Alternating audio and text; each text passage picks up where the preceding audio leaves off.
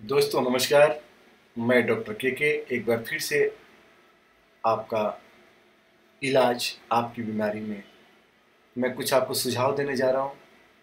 खास करके महिलाओं के लिए ये जो टॉपिक लेकर के आया हूँ, इससे महिलाएं अपने आप को निरोग स्वस्थ रख सकती हैं। सबसे जटिल अगर ईश्वर ने कुछ रचा है तो है मानव, और मानव में वो भी औरत। औरत देखा जाए तो बहुत एक जटिल है, उनको समझना भी और उनके रोग भी। तो इसी रोग में स्त्री रोग जो है बहुत बड़ी एक समस्या है। उसमें भी बहुत बड़ी समस्या है मासिक धर्म। यदि मासिक धर्म की अवधि 4 दिन से अधिक हो जाए तो यह रोग हो सकता है। किसी भी माता बहनों को अगर ये 4-5 दिन अगर मासिक धर्म रहता है तो एक समझिए कि आपको एक रोग हो रहा है। तो आप सजग हो जाइए, तैयार हो जाइए इससे निपटने के लिए।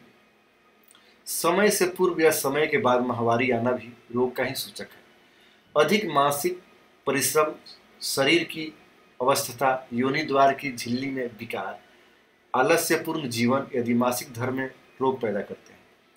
मासिक धर्म की अनियमितता आदि में सिर का भारी होना, कमर दर्द, दिल धड़कन, गुदा में रक्त आना, नाकसिर फूटना आदि लक्षण सामने आने लगते हैं।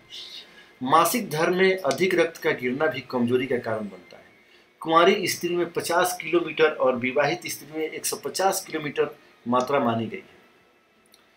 प्रदर रोग मैथुन से अधिक लिप्त रहने से, गर्भपात होने, अत्यधिक आलसी रहने, अधिक सोने, पेट खराब रहने, व्यायाम या परिश्रम न करने के कारण बन जाते हैं।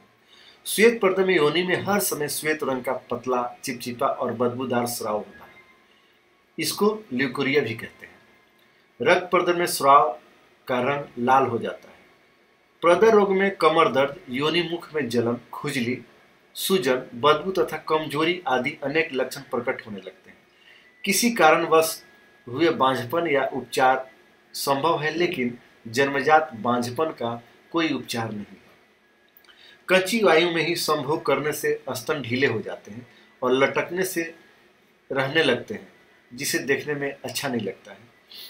जिस प्रकार पुरुषों को बहुमूत्र रोग होता है, उसी प्रकार स्त्रियों को सोम रोग हो जाता है। इस रोग में योनि में ठंडा, साफ, गंधहीन, पीड़ा रहित सफेद पानी लगातार बहता रहता है। इस रोग के कारण सिर दर्द, बेचैनी, कमजोरी, मुंह और तालू का सूखना, बेहोशी आना आरंभ हो जाता है। त्वचा रुखी हो जाती है। यदि समय पर उचित इलाज नहीं मिल पाए तो स्त्री की मृत्यु भी हो जाती है। स्त्री का ये जो रोग है मैं आपको बताता हूँ। मासिक धर्म, प्रदर, गर्भ प्रसव, बांझपन, योनि रोग, स्तन, इसको मैं कुछ उपचार बताने जा रहा हूँ। आप ऐसा करके अपने आप को दुरुस्त कर सकते हैं। अगर इसमें से कोई भी रोग है तो आपको मालूम पड़ गया कि इसका क्या लक्षण है, तो अपना खुद आप इलाज कर सकती हैं। किसी डॉक्टर के पास जाने की जरूरत नहीं है। गाजर के बीज 10 ग्राम कूटकर 200 ग्राम पानी में उबालें। पानी आधा रह जाए तो शक्कर मिलाकर पिलाएं। 3 दिन बाद माहवारी खुलकर आएगी। अगर आपकी माहवारी नहीं आती हो तो कृपया ये उपाय करें। गर्म दूध के साथ 5-6 ग्राम अजवाइन की फंकी लेने से मासिक धर्म की रुकावट हट जाती है। गर्म दूध ले लें, उसमें 5-6 ग्राम अजवाइन की फंकी लेने से मासिक धर्म अगर आपका रुका हुआ है तो सही हो जाता है। 10 ग्राम मजीठ की फांकी लेने से मासिक धर्म की रुकावट दूर हो जाती है। कच्ची प्याज खाने से रुका हुआ मासिक धर्म ठीक हो जाता है। मैं आपको ऐसे टिप्स बताता हूँ जो आप अपने घर परिवार में मसालों में आपको मिल जाता है। कच्ची प्याज खाने से रुका हुआ मासिक धर्म ठीक हो जाता है। तुलसी के 10 ग्राम बीज पानी में उबालकर पीने से मासिक धर्म की रुकावट हट जाती है।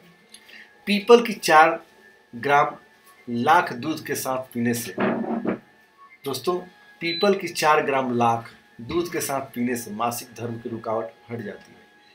तिल या अकरकरा का काढ़ा बनाकर पीने से मासिक धर्म समान होने लगता है। पेरू पर एलुए का लेप करने से अनियमित मासिक धर्म ठीक हो जाता है। करेले के पत्ते, आपको करेला तो हमेशा कहीं भी कभी भी मिल जाता है। करेले के पत्तों के रस में काली मिर्च, पीपर का चूर्ण, सौंठ मिलाकर पीने से मासिक धर्म की अनियमितता दूर हो जाती है। अगर आपको मासिक धर्म समय समय से नहीं आता है, आगे आता है या पीछे आता है, तो इस नुस्खे को अपनाएं, जरूर आपको फायदा मिलेगा। 20 ग्राम काले तिल और 10 ग्राम अजवाइन का जल में काढ़ा बनाएं। ध्यान दें, 20 ग्राम काले तिल और 10 ग्राम अजवाइन का जल में काढ़ा बनाएं। जब पानी 100 ग्राम रह जाए, उसमें थोड़ा सा पुराना गुड़ मिलाकर पीने से मासिक धर्म की पीड़ा मिट जाती है। अगर आपको मासिक धर्म आने में तकलीफ होती हो, दर्द होती हो, तो इस नुस्खे को जरूर आजमाएं। अनार के सूखे छिलकों को पाउडर बनाएं। 5 से 10 ग्राम सुबह शाम पानी में लेने से अधिक मासिक स्राव अगर होता हो तो ठीक हो जाएगा। 20 ग्राम दूध का रस, दोस्तों 20 ग्राम दूध का रस 5 ग्राम चीनी के साथ दोनों समय लेने से रक्तस्राव की अधिकता बंद हो जाती है। कपूर और लाल चंदन घोटकर 4-5 दिनों तक पीने से अधिक रक्त अगर आ रहा है तो इसका समय ठीक हो जाएगा और मात्रा में आने लगेगा। बबूल का भुना हुआ गोंद और सोना गिर 5-5 ग्राम लेकर पीस लें। प्रातः काल इस चूर्ण की 2-2 ग्राम मात्रा से लेने से अधिक रक्तस्राव अगर होता हो तो बंद हो जाएगा। हार श्रृंगार की कोपलों को पानी में साथ मिलाकर पीसें और पानी में छानकर पीने से रक्त गिरना बंद हो जाता है। बबूल के गोंद को भूनकर उसमें बराबर मात्रा में गेरू मिलाकर पीस लें। इसकी 7 ग्राम मात्रा नित्य प्रातः फाँकने से असमय का रक्तस्राव बंद हो जाता है। तो दोस्तों, मैंने जितने भी आपको टिप्स बताए, आप इसमें से आपको जो सहज लगे, जो आपको इजी लगे, आपके घर में जो भी मिले, आप इसे आजमा करके आप स्वस्थ रह सकती हैं। आप अपने माहवारी में होने वाले दर्द, पीड़ा, श्वेत प्रदर्द से निजात पा सकती है, छुटकारा पा सकती है। तो अगर आपकी कोई और भी समस्या है तो आप मुझे लिख सकते हैं, कमेंट कर सकते हैं। अगर आपने अभी तक मुझे सब्सक्राइब नहीं किया है तो प्लीज़ और प्लीज़ मुझे सब्सक्राइब करें। मेरा हमेशा से प्रयास है कि आपका तकलीफ़ है तो आप खुद इसे इलाज करें। आपका कीमती समय और मेहनत का पैसा यूं ही जाया न जाए। मैं इसके लिए आपको ऐसे ऐसे टिप्स बताता हूं जिसे अपना करके आप अपने ज़िंदगी में खुशियां ला सकती हैं।